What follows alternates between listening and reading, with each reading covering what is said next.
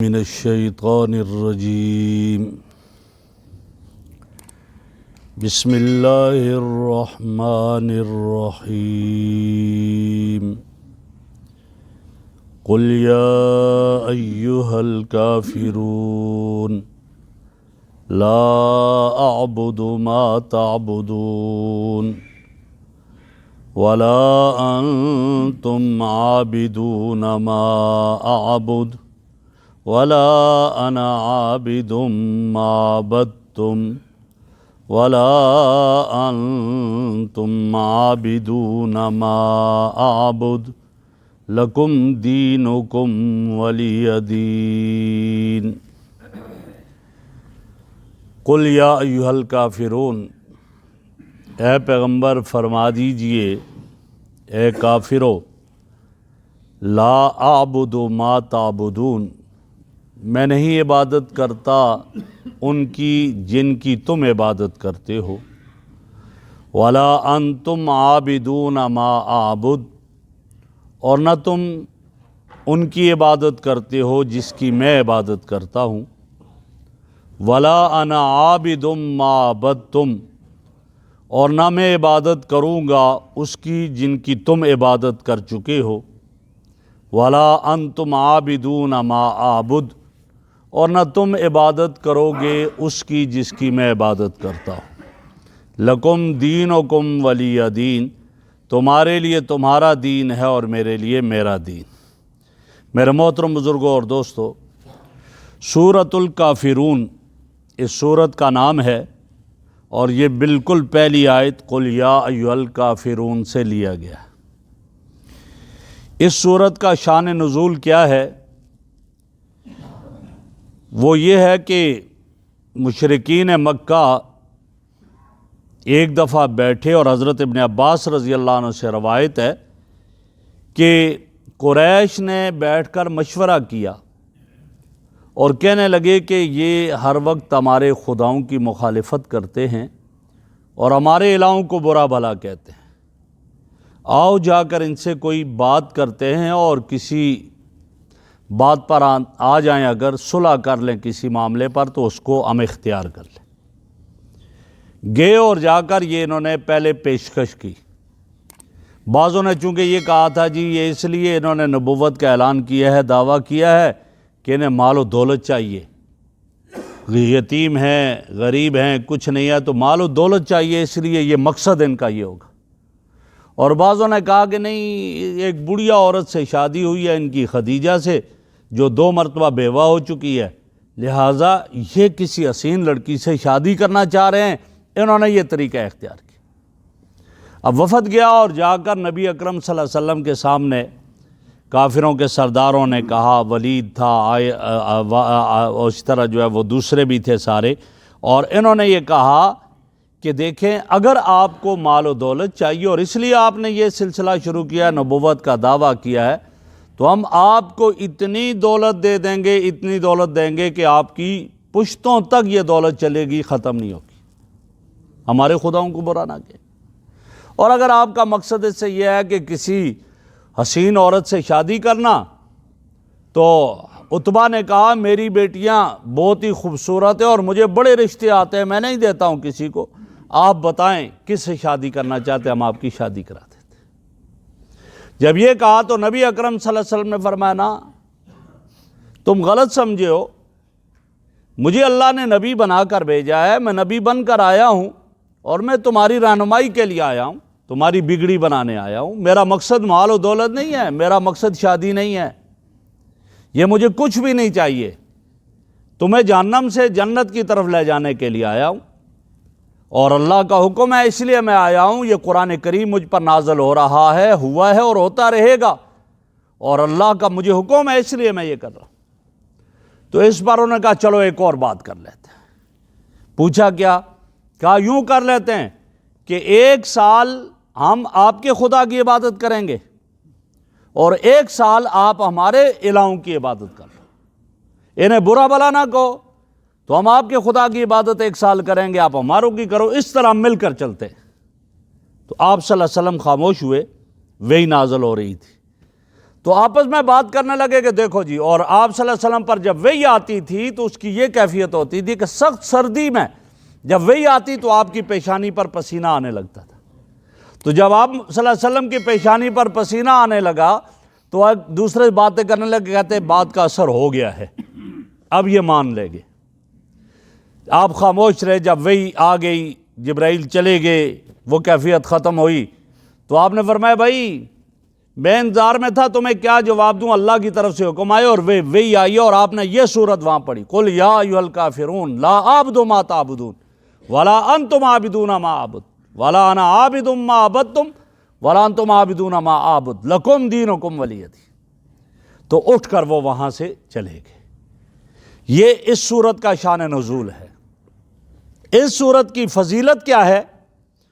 تو نبی اکرم صلی اللہ علیہ وسلم نے ارشاد فرمایا کہ سورہ قل یا ایھا الکافرون قرآن کا 1/4 ہے، ربع ہے. اب ربع ہے تو کیسے؟ مفسرین نے لکھا کہ مضمون کے اعتبار سے بھی ربع ہے، اس لیے کہ قرآن کریم کا چوتھا حصہ اس طرح ہے کہ قرآن کریم میں 2 بنیادی چیزوں کا ذکر ہے، ایک مامورات جن کا حکم دیا جائے، دوسرا منہیات جن سے روکا جائے. پھر مامورات کے بھی 2 قسمیں بن جاتی ہیں، ایک حصہ وہ ہے جس کا تعلق دل اور عقیدے کے ساتھ ہے، اور ایک حصہ وہ ہے جس کا تعلق ہاتھوں، اعضاء، جوارے کے ساتھ، ہاتھ، پاؤں وغیرہ، آنکھیں، کان.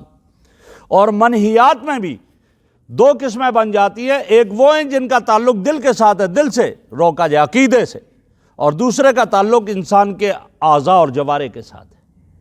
اور یہ قل یا ایھا الکافرون اس کا تعلق منہیات سے ہے، اور منہیات میں کس کے ساتھ ہے؟ عقیدے کے ساتھ ہے کہ میں نہیں عبادت کرتا ہوں جن کی تم عبادت کرتے ہو. تو 3 حصے وہ رہ گئے، ایک حصہ یہ ہے. تو لہٰذا اس سورہ کافرون کے اندر وہ چوتھائی حصہ ذکر ہے، اس لیے اس کو قرآن کریم کا چوتھائی کہا جاتا ہے.